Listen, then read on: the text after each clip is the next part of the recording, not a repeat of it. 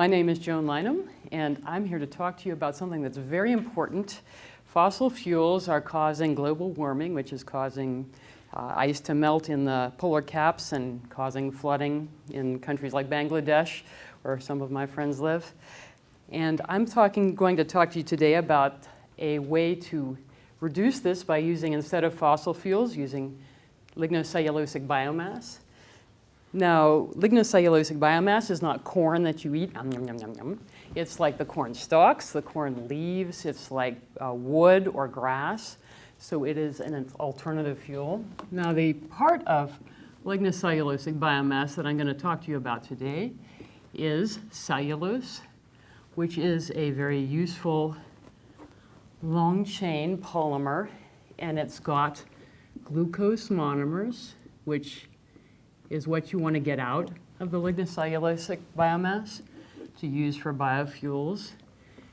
And these straight-chain polymers are about 10,000 monomers in length, so they're very, very long. And this is a very rough drawing of what a cellulose polymer molecule looks like, but it does have double-bonded O's and OHs on it, like this, so that you get hydrogen bonding between these adjacent cellulose polymers. All right, so it makes it a very rigid crystalline structure. So do you think that it is easy to dissolve cellulose in, say, water? If you take a piece of grass and you stick it in a cup of water, is it going to dissolve? No, it is not going to dissolve. And so what you need to do is you need to use either strong acids or strong bases or high temperatures and pressures. And since you have to use these to get the glucose out of cellulose, it makes the process not very green. Okay? So what my particular research is doing is I'm using ionic liquids. Ionic liquids are basically molten salts. And this is the structure of one of the ionic liquids, molten salts, that I'm using. It's called EMEM acetate. And this is what it looks like. This is the cation right here. This is an acetate anion. So just looking at this molten salt, how does it compare to sodium chloride, which we sprinkle on our food? It looks like the ions are very, very much bigger, right? Now, the melting point of sodium chloride is about 800 degrees C. But since these ions in this salt are so big, they're not well coordinated in a lattice structure, and so the melting point is much, much lower. In fact, for EMEM acetate, the melting point is less than 20 degrees C. So at room temperature, you have a molten salt, which you can use as a solvent for biomass. So what happens when you put lignocellulosic biomass in an ionic liquid is that these ions, they come in and they break up this hydrogen bonding so that the polymers of cellulose come apart. When they come apart, you can then add water to them.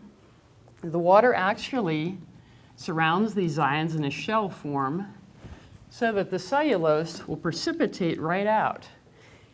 The precipitated cellulose, however, is no longer rigid and crystalline. It's much, much easier to get at the glucose that you want to get out of there.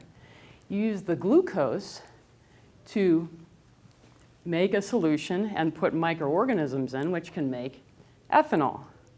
Now, ethanol you can stick in your gas tank, right? Most of your cars probably have about 10% ethanol whenever you put gas in them.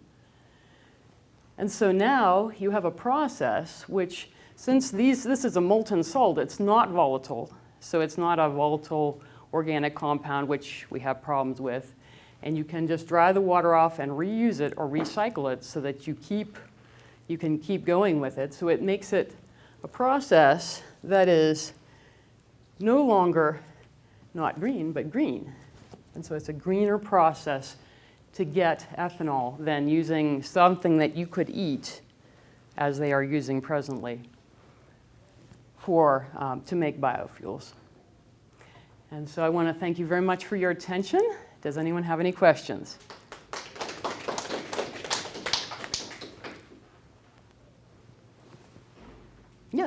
So you're using this as the catalyst instead of high temperature and high heat? Right. You can do this.